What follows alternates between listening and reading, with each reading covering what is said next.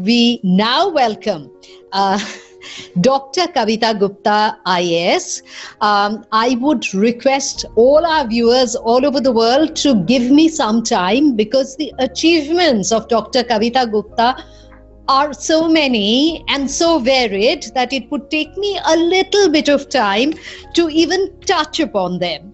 She is a Ph.D. in economics from the Prescott University, London, United Kingdom, and she has 4 masters. Mind you, 4 masters in physics, engineering from IIT Delhi, M.Tech in Behaviourial and Social Sciences, again from IIT Delhi, masters in international law and international economics from the World Trade Institute, Berne, Switzerland, where she was awarded the summa-cum-laude, which is the rarest and the highest honor, goes without saying. She also participated in an executive education program at Harvard Kennedy School, United States of America, and was awarded a certificate on infrastructure in a market economy, public-private partnerships in a changing world, so very relevant to the world, but particularly to our country, India. She also earlier participated in an international program on women mean business, don't they just, from DUBS, that is the Durham University Business School, United Kingdom, and was awarded a certificate. And her topic absolutely is born out of the various areas of her study, of her research, of her work experience, spirituality to aspire and inspire the youth. We look forward, ma'am. Thank you so much. My gratitude to Dr. H.P. Kanoria ji, Chairperson of the Universal Spirituality and Humanity Foundation, and I very warmly thank Hemanji, the Chairperson of Shrey Group, for giving me this great opportunity to share with all of you my journey through life. The topic was spirituality to aspire and to inspire the youth. So I thought a journey through anyone's life is some kind of an inspiration. So I thought I'd just put all my story together and see how, what are the insights which I got through that. It has been a journey full of challenges, but also one so wonderfully protected by the masters. I am also wonderfully grateful to the mighty universe for putting me today on this dais with my spiritual master, Daji, Dr. Kamlesh Patel, also with Sister Shivani, whom I really admire and adore, with Swami Giriji, with Venerable Bhikkhu Sangasena, with Mr. Shivakhera, and with Anuradha ji, and all other luminous stars who were there or who are going to be there as speakers in this 2-day function, a program, a celebration on spirituality. I wish to present in this limited time a very capsulated version of the insights I got and the life lessons that I learned as I waded my way through. My life has been a roller coaster ride. It has been full of adventures, many of which I lured just to add spice in my life. And then, of course, I knew that it was not a very good idea. My father was an army officer, and this promised me very frequent shifts and changes. I went through a record 13 schools in just 11 years. It was also a time of learning and growing up. My elder sister Amita was my best friend and also my philosopher and guide. I could not have asked for a better best friend than Amita. My mother was an infinite ocean of love and care, and most certainly my raison d'être, my reason for existence. I, however, felt My father, somewhat distant. He was also a strict disciplinarian, and that made me so rebellious. I later also had repeated problems with many bosses who represented authority figures. So now, as I look back, I see a visible pattern which brought me my first insight. I'm going to discuss on the various insights which I have gone through and found. My first insight was that there are certain patterns that repeat again and again and again. Such patterns are there to teach us some important lesson. I learned that in each life, we come to break patterns, etched and strengthened over many lifetimes. I also learned that we do not belong to this planet. Yes, we do not belong to this planet, but have come from elsewhere with specific soul plans to evolve spiritually. In other words, material progress is relevant to the soul plan only to the extent that it helps us to evolve spiritually. We have to see the signs and work upon these signs. We require to go to the roots of the problem and release trapped energies from our cellular memory so that we can be liberated from the burdens which weigh upon our entire being. In my case, some of the trapped energies were perhaps from the entanglements with authority figures, which I carried from many past lives. I also learned that once the cellular memory is released, it is a quantum leap in our spiritual journey. As I went to the roots of these repetitive patterns through various healing modalities, I realized that in fact, my father was not a perpetrator at all, but probably a victim himself. This was a great revelation, since in spite of all the love and respect I had for him all these years, I had always felt hesitant with him. Here, I got my second insight. My second insight was that we always require to go deeper and deeper into layers of our consciousness. As Daji said, we have to remove our sanskaras. We have to go deeper and deeper into the layers of consciousness. And as we cut across these layers, we come across deeper revelations, and with it, our conclusions could in fact reverse. What appears on the face of it often is not. Here, the principle, which our Babuji Maharaj also says very often, the principle of invertendo operates, which means that what we may think is usually not. It is usually the reverse. I also kind of learned that we always are the solution. We are the solution and never a mere statement of a problem. We are a cause of our own healing. So this was a great insight which I got, that we are the solution and we are a cause of our healing, and we are not a statement of a problem. As part of my journey, I was deeply inspired by Siddhartha, who became Buddha. And I too wanted to go to the forest in search of truth. And I too wanted to become a Buddha. But destiny did not have it that way for me. And instead, I unwillingly appeared for the IIT entrance examination. And unfortunately, I qualified it. So I was compelled to do my master's in physics with credits in engineering. I was a National Science Talent Scholar also, and therefore, for 5 years, every summer, I attended scientific summer schools, where I pursued my interest in astrophysics, something which I am now thankful for. Science, of course, is closest to spirituality, so I got my third important insight. My third insight was that if we get what we do not wish for, I repeat, if we get what we do not wish for, we are blessed.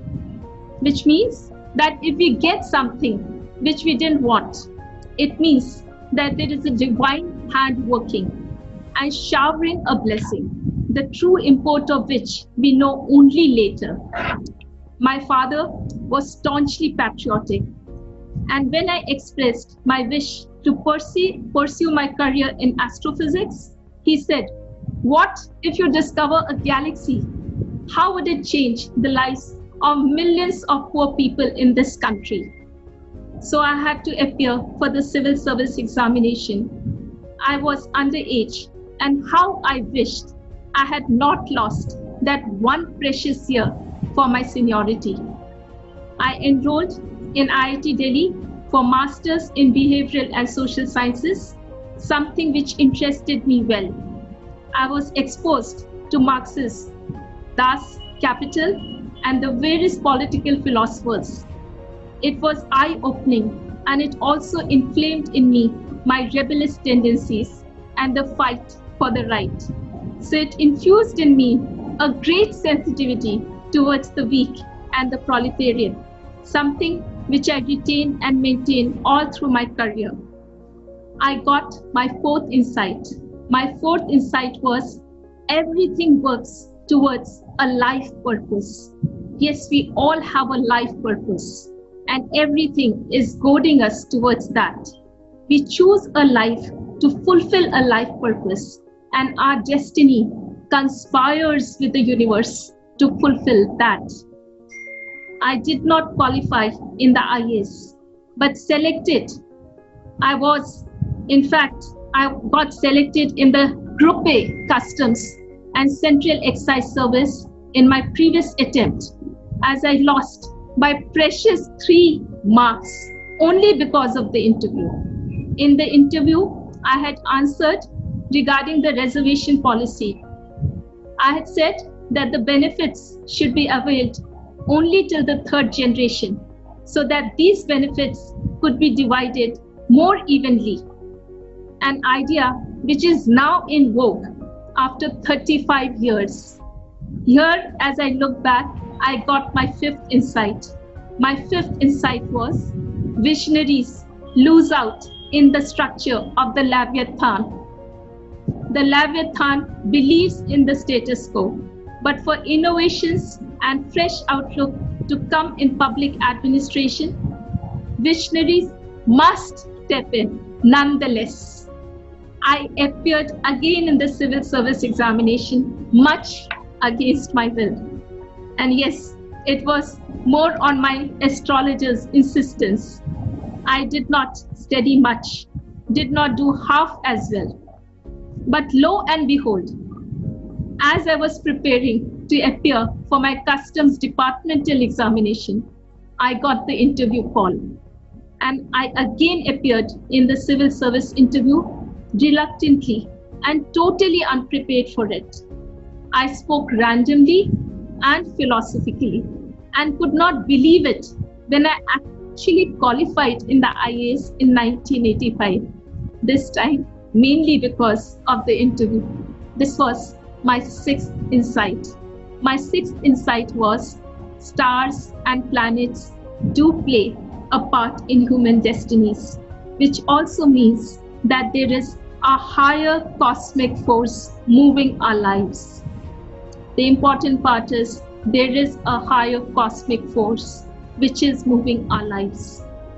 I was allotted the Maharashtra cadre, the capital of which is Mumbai, a coastal city. And the state's history, as all of you know, is heavily influenced by Chhatrapati Shivaji.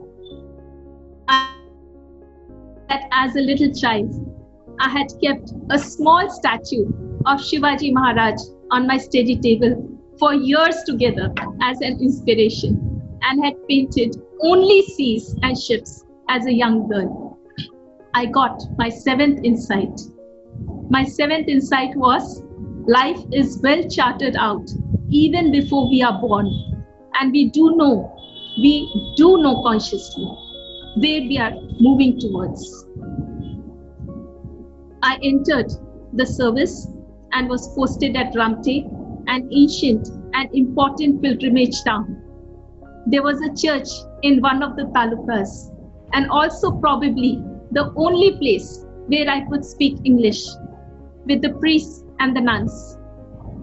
I often visited there and learned and practiced the Catholic faith in good measure. I studied in depth all the apostles and the Bible, the power of surrendering love, and the great sacrifice at the cross. Yet, I also yearned to learn Bhagavad Gita, and lo and behold again, one fine day, my first spiritual guru appeared at my door. I learned the pujas.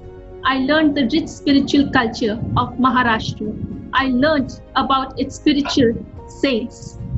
I learned about Sant Gyaneshwar Maharaj, Guru Ramdas, Sai Baba of Shirdi, and others. I learned the scriptures, including portions of Patanjal's Yog Shastra, and of course, the words of the Lord written in Bhagavad Gita. I wrote my first book on the temple of Ramtek and the holy places around. I saw existence over there in simultaneous planes, in that place, and the rishis meditating in hidden caves, in the other dimension, as also their processions on the hillocks. I got my 8th insight. My 8th insight was our soul's longing attracts a spiritual guru who is meant to transmit spiritual learning to us. I think some of you got the spiritual learning today from Daji. So your soul's longing is attracting you towards this path. All that are present over here.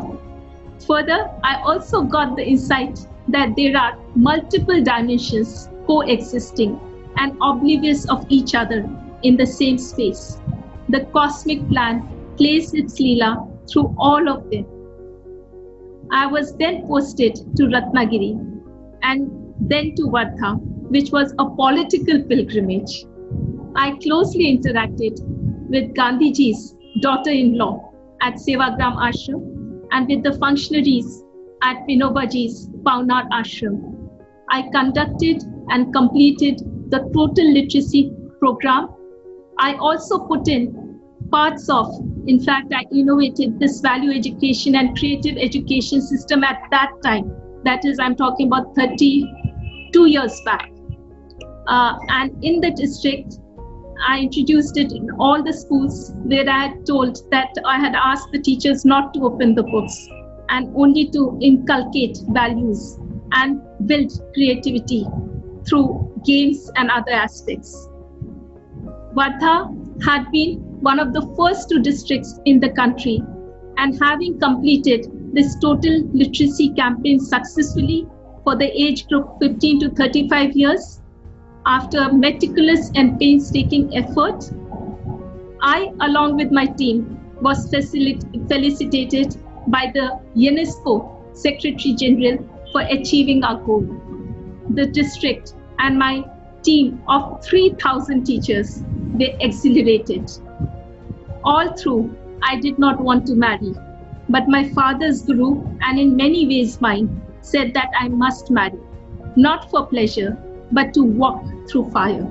It is then when on the very day that I was leaving from Mumbai for my district posting at Jalna, a district near Aurangabad, a district where I was to put all my engineering acumen in mapping the aquifers way back, 30 years back, using satellite imagery, that I met my husband and subsequently married him without my parents' consent.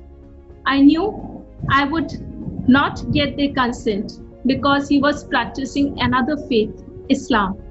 My parents had all along never wanted me to marry someone of that faith, having gone through the traumas of partition. And here I stood before them with my husband and now going through the Vedic marriage also. Marriage, of course, brought me a lot of learning, and I thank that learning. I also got my 9th insight, which brought me a great lesson. My 9th insight was, we cannot control our fate. We have to live our destiny. Yet that is a part of the soul plan, and all suffering is towards the fulfillment of our soul plan. In fact, as the masters say, sufferings are the great blessings. They teach us so much, and the fire of suffering purifies so much. It purifies gold into pure gold. After marriage, I was posted in Sales Tax Enforcement Department, where I conducted raids in forbidden territories. Now I think they were daredevil acts bordering foolhardiness. And later, I was posted as lottery commissioner. In both the places, I saw the entrenchments of various occupations into the Leviathan, even as they were expected to be ethically opposed to each other. It was an eye-opener, and my eyes have never ceased the journey of opening wider and wider as they continued to see the so-called reality, till I now think it must have been my 10th insight. My 10th insight was, there is a thin line between truth, perception, and falsehood, that which is not. We are deluded by a magnificent perception error. Each person has his unique delusion, which results in different points of view. It creates relative truths. Since each person has his or her unique truth, and he or she is strongly devoted to it, he or she takes positions, creating problems in life and relationships. This is what precisely results in religious incongruity, ego posturing, or anything else. I struggled with these perplexities as I fondly remembered my quantum physics equations, which in spite of their uncertainty dynamics, were far more certain than the real life situations. While my endeavor as Secretary Finance on computerizing treasuries was highly successful, my pursuit of creating a framework for outcome budget got stalled at the 12th hour after I had painstakingly worked on it for 2 years and had come up with a final report. After all the interactions with the user departments and the TISs, with the innovative conception of a path-breaking revolutionary framework, the hard work and the painstaking efforts not seeing the light of the day, even as 1,500 copies of 800 pages report each gathered dust in Mantralaya, I went to Switzerland to further my education in the World Trade Institute, Berne, and did my 2 masters in international law and in international economics. This was a decision I had postponed for 6 long years, and now this heartbreak saw me taking it. The education at WTI was an illuminating experience as I interacted with students of 25 countries, including students from Europe, America, Asia, including China, Africa, and the Far East. It opened me to a world vision not known firsthand before. I went through the rigors of learning. This was one of the toughest programs, and I labored hard. I topped in the world and was awarded summa cum laude, which is the highest and the rarest honor, and also the first time they had given it to someone. I came back changed in many ways and more confident of a broader and more objective approach. I also got my 11th insight and learned my 11th lesson. My 11th insight was, beyond all frustrations and heartbreaks is a hope and a divine healing, a destiny which awaits, and a path which requires to be followed. She's nearing towards the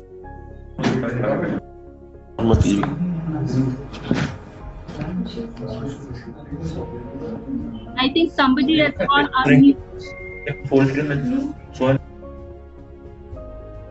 I came back and was posted in Labour Department. In the Labour Department, with all the skills gathered on international negotiations, I negotiated n number of settlements between the industries and labour unions, including major ones which were pending for 15 to 20 years. I also conceptualized, formulated, and successfully implemented on a pilot basis a labor management system, a win-win framework for both industries and labor, including for unorganized labor, which are usually left out. I presented in Geneva and Turin to the ILO, and after verifying the success of the pilot, the ILO included it as an international best practice. Soon after, the then Chief Minister declared a statewide rollout. However, immediately thereafter, I got my deputation in Government of India, Ministry of Commerce, as Additional Director General Foreign Trade in Mumbai. As soon as I stepped out of the Labour Department, the project of labour management system was systematically destroyed and dismantled. This was in stark contrast to my conception and implementation of the women's self-help group movement through IFAD funding, International Finance for Agricultural Development funding, which had been innovatively created by me for the first time ever through a government organization, and which was replicated in other states and also had been expanded to many more districts by my esteemed successors, both of whom were women. Only because of this taking forward of the project by my successors that the Maharashtra Self-Help Group movement saw recognition by the World Bank. I therein got my 12th insight and learned my 12th lesson. My 12th insight was, we can create a legacy, but to carry forth the legacy, we need big and nurturing hearts, hearts that would own it. We also need a long vision, a vision like that of a mother eagle, a vision which could take forth the legacy with alacrity and grace. I further introspected into my incomplete projects and later wondered whether it could also be due to an interruption of love flow from the ancestors. Loves and blessings have to flow from the ancestors and through the parents. Complicated distortions could be possible in family matrix. Also, the child could occasionally feel hurt, creating inner child issues. All this requires to be healed for the best manifestation of the flow of love and blessings. I just have another insight and then I conclude very briefly. As Textile Commissioner, Government of India, I traveled like never before and worked arduously for promoting technical textiles, research and development, and the Indian cotton. As Textile Commissioner of India, my efforts in technical textiles have now seen the real impact during the outbreak of the pandemic COVID-19 as factories churned masks, gloves, PPEs, etc., all made of technical textiles. It is a very proud moment for me. It is also important for me to say that also at this phase of my journey, I did not get support from where I was very much expecting the same. I found myself away from the seat of power and in the midst of a financial institution. I was MD/Com. While it exposed me directly to the banking sector, it also freed a lot of my time from time-consuming meetings. Due to this, I found a golden chance to go deeper into fields which had always interested me. While I continued to do my work uncompromisingly, I also went deeper into meditation, and I simultaneously also learned various modalities of spiritual healing and the various energy works. I stepped into a different reality, a reality which was far more encompassing. My spiritual journey had probably started in rhythm and in full measure. I got my 13th insight and learned my 13th and the most important lesson. My 13th insight was, what is remains invisible in these illusions. This only means that in this illusionary existence, we do not see the real. What appears to be is usually not. In other words, appearances are false. The real power is the power within. Ever since, I have been gathering the golden dust of love. Love, which is the universal energy and to which everybody responds without exception. I also learned that the world is a mirror, and when we change our emotions towards a person, our projections of that person in our consciousness and in our subconscious mind changes. With this change of our projection, his or her response also changes. I've captured some of these insights in my novel Love Only. It is a story of a soul in search. It is a story of love and deceit and otherworldly wilderness. It integrates various philosophical thoughts. I may be one of the few people who is a practicing Hindu. Also, I'm a practicing Sufi, a practicing Buddhist, and also one who has practiced Christianity. Just to give a flavor of the novel, I would like, if you can just bear with me, I would like to read a small excerpt from it. Anjali realized that the working of nature is perfect, and perfection balances itself delicately. Sensitivity and stability are precariously proportioned. Nature is in a state of perfect mindfulness. It is constantly alert and vigilant.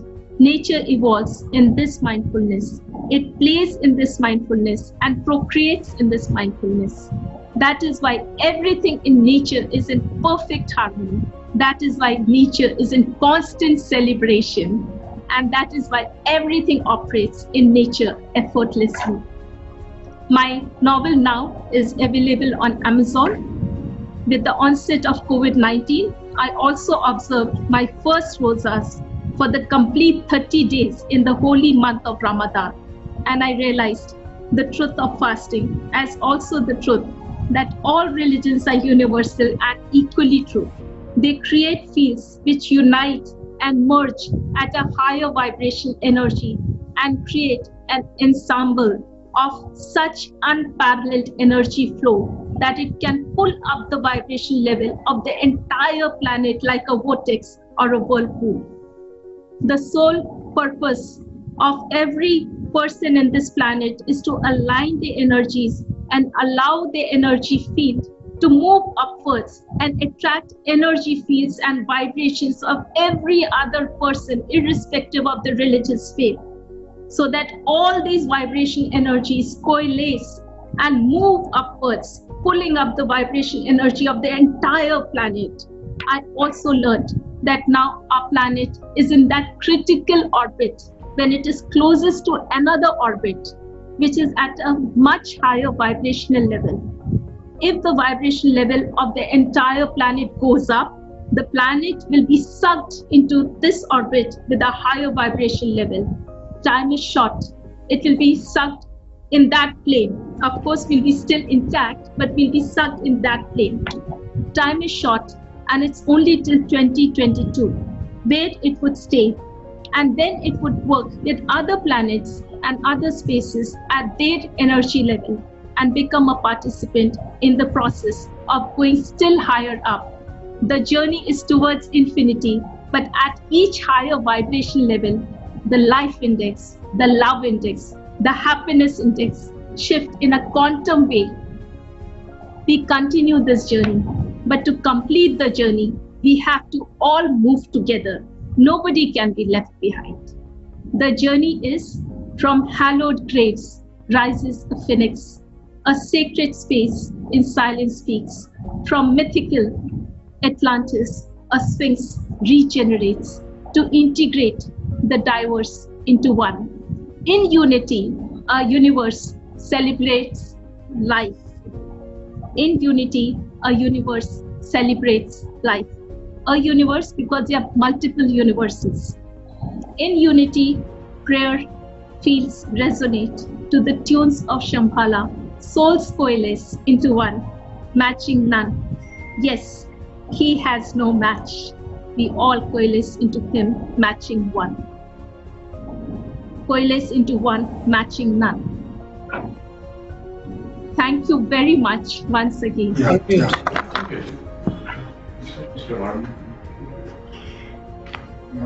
Thank you so much. And I'm sorry for exceeding the time, but there was so much to be said in this short time that I had to just say it. No, and we want to hear more from you because we have several questions, in fact. Okay. Since the morning, thousands of people have been watching this. In fact, 5,000 people have registered for this World Confluence. So we have this question from Roshni Narayan. She is based in Mumbai. She has a very pertinent question. Throughout your address, we found that you very deeply believe in destiny. You have a tremendous core of spirituality, and at the same time, your studies and your work areas have forced you to remain in the domain of logic all the time. So how are these three things, spirituality, logic, and destiny, aligned? How have you managed to coalesce them together? Right. So as the masters would say, when we align all our energies together, the mind, body, and the spirit, that is what is yoga. And so the logic has to be aligned with the destiny, which is the ultimate cosmic plan. And we also have to liberate ourselves of patterns. And we also have to go through this entire path in a very, very spiritual manner, so that, we have the right attitude. What the masters say, you have to have the right attitude.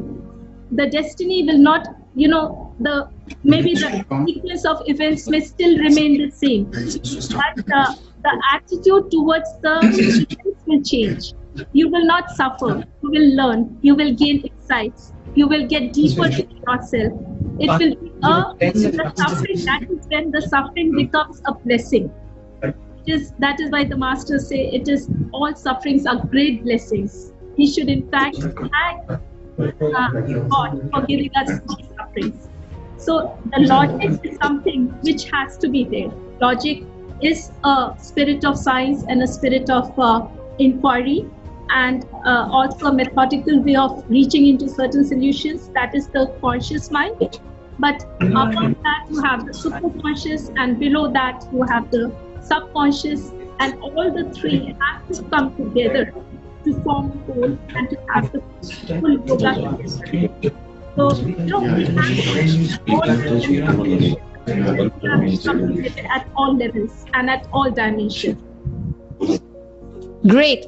You say that sufferings are a great blessing. So how is the pandemic a blessing for you? Or for all humanity? I think this is what I said right at the end. We are, this journey towards the higher orbit or higher vibration level started sometime in 2019, and we have a time period only till 2022. So we have this 3 years period, and in this 3 years period, the entire planet has to rise to that vibration level, come up to that, to be able to integrate with that higher vibration level orbit. So now during COVID, invariably if you talk to anyone, they have gone deeper into meditation. They have come closer in their families. They have become more and more inside looking. They have got into yoga. So these are the ways where we are, the planet, coming above to that higher vibration level, and that is how COVID has helped us in getting us over there. And now I'm looking forward for another 6-7 months when the whole planet as a whole, like your international World Conference, is also going to contribute in helping everybody coming together and rising up. Thank you so much, Dr. Gupta. Thanks once again. Thanks a lot. Right.